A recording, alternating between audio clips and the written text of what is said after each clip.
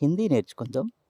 పెహ్లే ముందు, బాద్ తర్వాత, బాద్ అంటే తర్వాత, కభీ నహీ ఎప్పుడూ కాదు, జరూర్ ఖచ్చితంగా, షాయద్ బహుశా, తురంత్ వెంటనే, పూరీ తరహ్ పూర్తిగా, ఆదా సగం, తోడా కొద్దిగా, తోడా అంటే కొద్దిగా, పోరా పూర్తి, సబ్ కుచ్ అన్నీ లేదా అంతా, సబ్ కుచ్ అంటే అంతా అని చెప్పవచ్చు లేదా అన్నీ అని కూడా చెప్పవచ్చు.